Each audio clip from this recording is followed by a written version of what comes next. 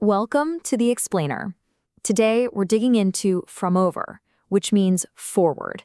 It's the new political program from Norway's Venstre party, and it lays out their vision for the years 2025 to 2029. So what's their big idea? Let's break it down. To really get what this program is about, you have to start here with this quote. It gets right to the heart of their thinking. It's all about individual freedom for people living today, but also, and this is so crucial to their whole platform, a deep sense of responsibility for the generations who come after us. So, before we can get into the nitty-gritty of their policies, we really have to grasp the one big idea that's holding this entire thing together, and that's their vision of social liberalism. So what does social liberal actually mean in their book? Well, for Venstre, it's about weaving two things together that some people see as separate. On the one hand, you have individual freedom. On the other, you have social responsibility, a strong community with a safety net. They argue you can't really have one without the other. They have to go hand in hand. You'll see that this platform isn't just a random list of ideas. It's all framed as a direct answer to what they see as the three biggest challenges on the horizon. First, you've got the combined climate and nature crisis. Second, the fact that liberal democracy itself is under pressure around the world. And third, the huge economic transition that Norway has to make as it moves away from oil and gas. All right, so let's tackle that first challenge head on. How exactly does this program plan to handle this massive environmental and economic pivot they call the green shift? Right off the bat, they're not messing around. We're talking about legally binding climate targets that are, well, pretty darn ambitious. They're shooting for a 55% cut in emissions by 2030, and then a massive 95% cut by 2050. The endgame here? To transform Norway into a society with nearly zero emissions. Now, a huge piece of this puzzle is a plan to completely rewire the economy. They want to shift away from the old model of bruk og kast, which literally means use and throw away, that just constantly chews through new resources.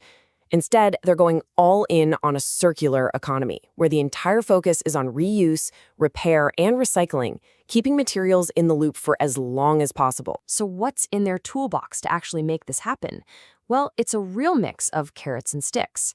You've got the stick, a much higher CO2 tax, and a full stop to new oil and gas exploration. But you also have massive investment in renewables. And what's really interesting here is they're not just talking wind and solar.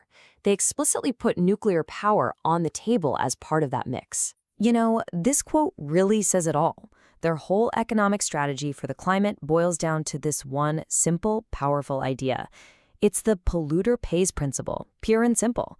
The plan is to use taxes and incentives to completely change the math for businesses and for you, making the green choice the easy and the affordable choice. And their green focus isn't just about what's in the air, it's also about the land and the sea.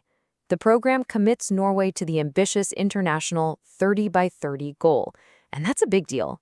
It means legally protecting 30% of the country's nature and actively restoring another 30% of its damaged ecosystems, all by the year 2030. So how are they going to enforce that? They're introducing this really powerful new principle called areal neutrality, or area neutrality. The idea itself is simple, but it's radical. It means that from now on, if any new project gets built on natural land, an equivalent area of nature has to be restored somewhere else. This could be a total game changer for all future development. Okay, so that's the green part. Now let's see how this all connects to people, to welfare. This is the social half of their social liberalism coming into play. And this brings them to a really fundamental question for Norway's future. Their answer, the key that unlocks this entire section of their program, is all built around a single, powerful concept. And that concept is kunnskap, knowledge. But for Venstre, this is so much more than just what you learn in school. They see knowledge as the #1 tool for individual freedom. It's the engine that allows people to build a good life no matter their background.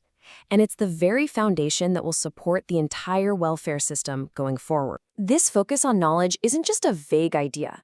It maps out a person's entire educational journey, It starts right at the beginning, with high-quality, accessible kindergartens. It moves through a more modern school system with more practical skills. It includes supporting university students so they can actually afford to study. And finally, it's about lifelong learning, making it easy to get new skills at any point in your career. And they get really specific about supporting students. This isn't just a vague promise. They propose tying financial aid directly to 1.5G. That's 1.5 times the national insurance basic amount. It's a concrete formula designed to make being a full-time student a financially realistic option, not a luxury. Now, beyond education, they're also proposing some pretty big reforms to the world of work and welfare. The main theme is more flexibility and a strong work-first principle. We're talking about making labor laws more flexible, reforming sick pay to help people gradually get back to work, and, this is a big one, improving the social safety net for freelancers and the self-employed so it's more like what regular employees get. Okay, that brings us to the third and final pillar of their platform. This is where they tackle that other huge challenge: how to defend freedom and democracy in a world that feels, well, a lot more turbulent these days. On defense, the program does not mince words. It is stark and it is crystal clear. Upgrading Norway's military and continuing to support Ukraine is declared the overarching priority. They're essentially saying that this comes first, and the money available for everything else we've just talked about comes second. And in foreign policy, they're proposing what would be a truly historic shift for Norway. They're making the case that the world has changed, and it's just not enough anymore to be connected to Europe through the old EEA agreement. Their goal is plain and simple: full Norwegian membership in the European Union, to make sure the country has a real voice where the big decisions affecting it are being made. And while they're looking at threats from the outside, they're also focused on strengthening democracy from within. They've got several measures for this, like lowering the voting age to 16 for all elections, creating a mandatory registry for lobbyists to increase transparency, and generally pushing for more openness in how government works. So, when you pull all of these different pieces together, the green transition, the investment in people, the new security focus, it all leads to one final and really critical question. And this right here is the tightrope the entire program has to walk. It promises a radical green transition, a smarter welfare state, and a stronger defense, all at the same time. The question it leaves you with is this: in an uncertain world, can a country truly have it all? And if not, what gives first?